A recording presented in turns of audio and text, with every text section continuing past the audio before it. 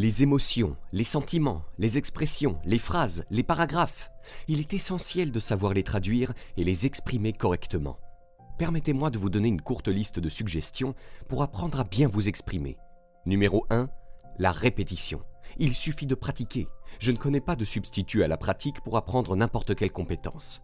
Il faut simplement s'exercer encore et encore. Ma première tentative de donner des conférences, en particulier en dehors de mes cercles professionnels habituels, a été assez difficile. J'ai eu du mal à apprendre à bien m'exprimer, mais j'ai persévéré et je me suis amélioré. J'anime un séminaire intitulé « Relever le défi de la réussite ». Il dure environ 4 heures et je peux le faire sans notes.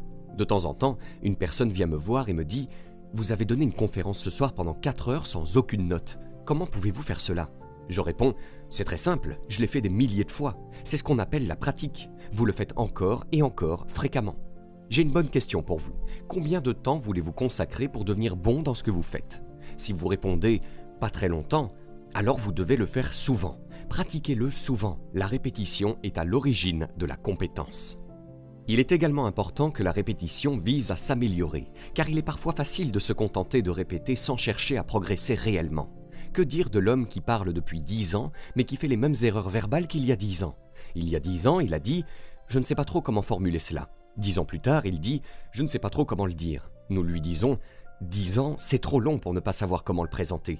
Nous pouvons vous accorder 10 heures pour ne pas savoir comment l'exprimer. Vous pouvez pousser notre patience et prendre 10 jours pour ne pas savoir comment l'exprimer. Mais nous ne pouvons pas vous donner 10 ans. 10 ans, c'est trop long pour ne pas faire suffisamment de progrès dans l'amélioration des compétences linguistiques. » Donc, la répétition avec un objectif précis. L'objectif est de grandir et de changer, de se développer, de s'étendre, de faire des progrès.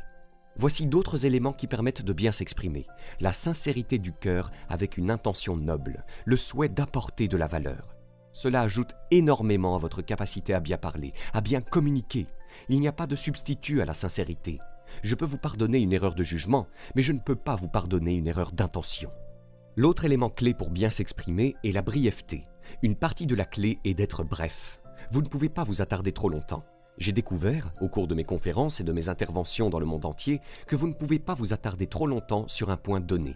J'avais l'habitude de raconter des histoires trop longues, interminables. Je m'impliquais dans une longue histoire qui n'en finissait pas.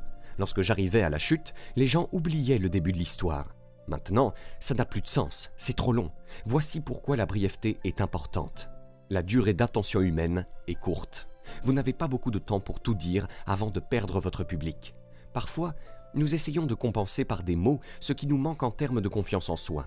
La clé de la brièveté réside donc en partie dans le développement personnel.